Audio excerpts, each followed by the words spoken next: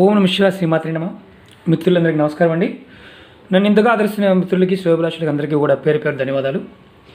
మీకు ఈ వీడియో నచ్చినట్టయితే లైక్ చేయండి, నా ఛానల్ సబ్స్క్రైబ్ చేయండి, అలాగే గంట సింబల్ని యాక్టివేట్ చేసుకోండి, 10 మందికి షేర్ చేయండి. తక్కువ ఖర్చుతో అద్భుతమైన తంత్రం. ఈరోజు మనం సముద్ర ఉప్పు, కల్లుప్పు, దొడ్డుప్పు, రాతి ఉప్పు దీని గురించి మాట్లాడుకుంటున్నాం.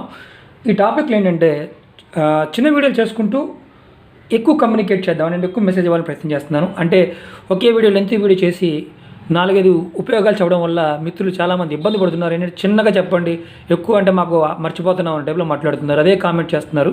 అందుకనే మీకు ఇప్పుడు ఈ ఉప్పుతో ఎలాంటి ఉపయోగాలు ఉన్నాయో చెప్తాను. మీకు లక్ష్మీ కటాక్షం కావాలి అనుకుంటున్నారు, ఏం చేయాలి?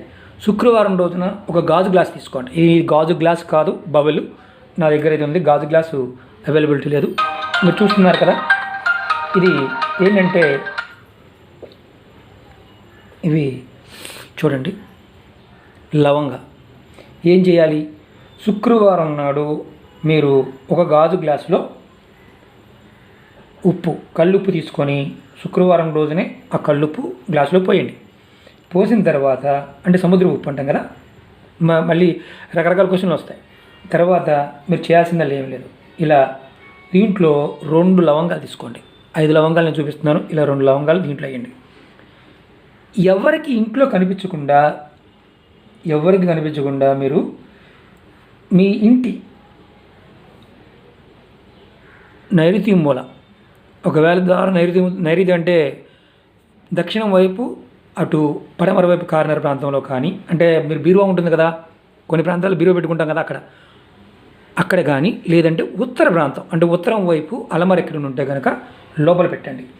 ఏం చేయాలి? ఇలా గ్లాసులో ఉప్పు పోసి దాంట్లో 2 లవంగాలు వేసి ఆ మూల పెట్టండి కనిపించకుండా.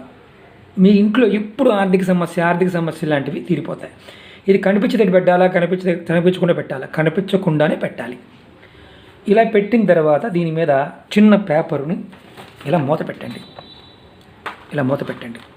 ఎందుకంటే ఓపెన్ కాకుండా ఇలా చేయడం వల్ల లక్ష్మీదేవి మీకున్న ఆర్థిక సమస్యల్ని ఆటోమేటిక్ తగ్గిస్తుంది.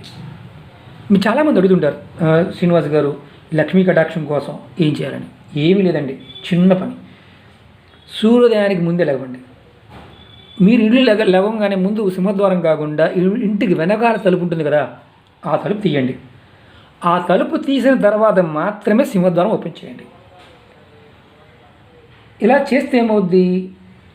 శుక్రవారం, మంగళవారాల్లో ఎవరైనా మీ ఇంటికి ముత్తైదులు వచ్చారనుకోండి, ఎవరైనా సరే వస్తే వాళ్ళకి పసుపు కుంకుమ తాగేందుకు మంచినీళ్ళు ఇవ్వాలి, అంటే తాగడానికి నీళ్ళు ఇవ్వాలి. పసుపు కుంకుమ ముత్తైదు ఎవరైనా వచ్చినా సరే ఇస్తే ఏమవుద్ది? దీనివల్ల మనకు మంచి లాభం ఉంటుంది.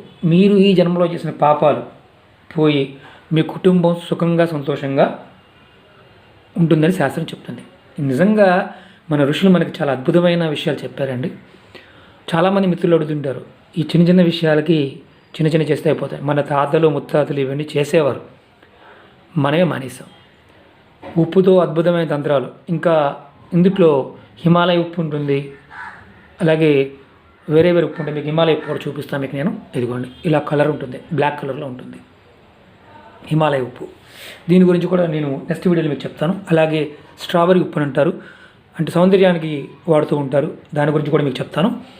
ఈ చిన్న తంత్రం చేయండి, ఖచ్చితంగా లక్ష్మీ కటాక్షం ఉంటుంది, మీకు అద్భుతమైన ఫలితాలు రావడానికి అవకాశం ఉంటుంది. 2 లవంగాలతో ఈ ఉప్పులా చేస్తే ఆర్థిక సమస్యలు పటాపంచలైపోతాయి.